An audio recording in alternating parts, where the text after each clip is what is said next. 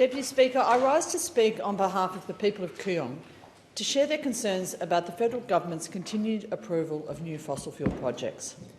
Recently, I've received more than 100 emails from constituents extremely concerned about the billions of tonnes of climate change emissions arising from the Burrup hub. Woodside Petroleum plans to extend two key components of its massive LNP mega project, Burrup Hub, off the coast of Western Australia. The Minister for the Environment and Water will soon consider these proposals: the extension of the North West Shelf onshore gas processing facility out to 2070 and the development of the Browse offshore gas field.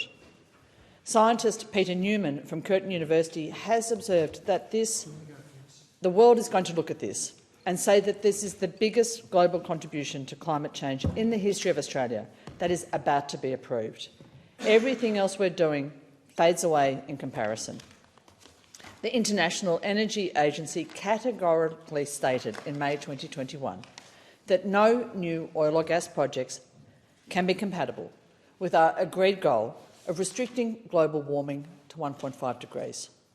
Development of these gas fields would be in direct contradiction of our obligations to urgently reduce emissions and to work towards a net zero future.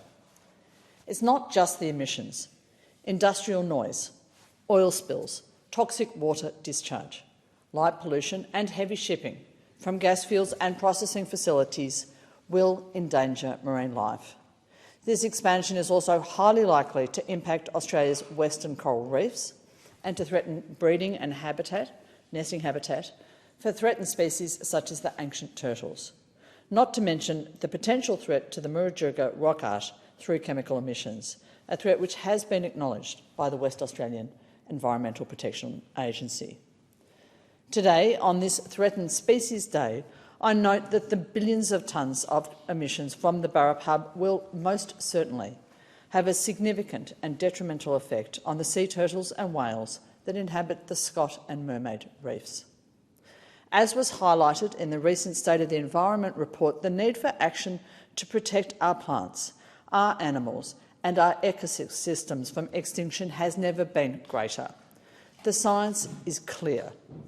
For the state of our climate, the biodiversity of our oceans and the preservation of threatened species, I implore the Minister to stop expansion of the Burrup hub and to honour her own Threatened Species Action Plan towards zero extinctions.